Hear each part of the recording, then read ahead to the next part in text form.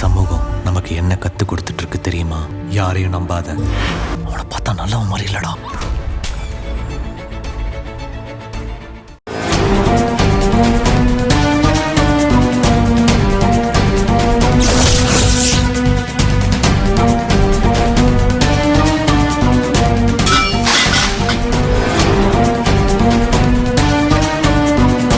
ரெண்டு பேரும் சேர்ந்து வலது கால் எடுத்து வச்சு உள்ள வாங்க.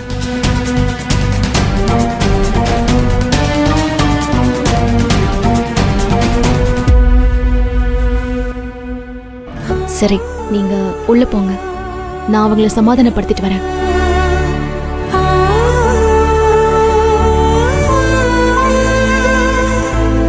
அத்தை, உள்ள வாங்க. என்ன புனிதா, உள்ள வரணுமா? நாங்க இவ்வளவு கதறிட்டு இருக்கோம்.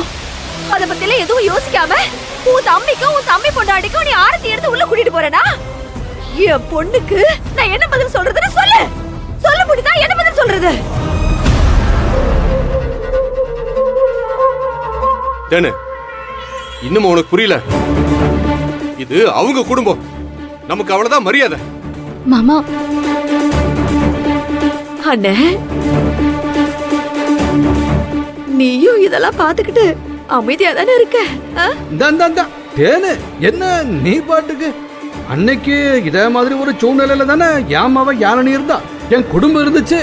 அன்னைக்கு சூழலுக்கு ஏத்த மாதிரி நாங்க எல்லாம் அமைதியா அதை ஏத்துக்கிட்டு போகலையா? அன்னைக்கு நீ கூட மேகலை கிட்ட வந்து பக்கம் பக்கமா வசனம் பேசுனிய.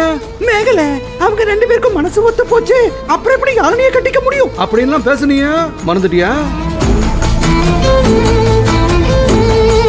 என்னங்க, நேரம் பார்த்து எப்படி குத்தலான்னு காத்திருந்து பழி வாங்குறீங்களா?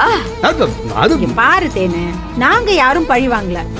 எங்களை அமைதியா இருக்க சொன்ன மாதிரி உங்களையும் நாங்க அமைதியா இருக்க சொல்றோம், அவ்வளவுதான். உங்க பொண்ணுக்கு மட்டும்தான் வலிக்குங்கிற மாதிரியே பேசுறீங்களே, அப்ப எங்க பொண்ணை பத்தி நீங்க துளி கூட அக்கறைப்படலையே.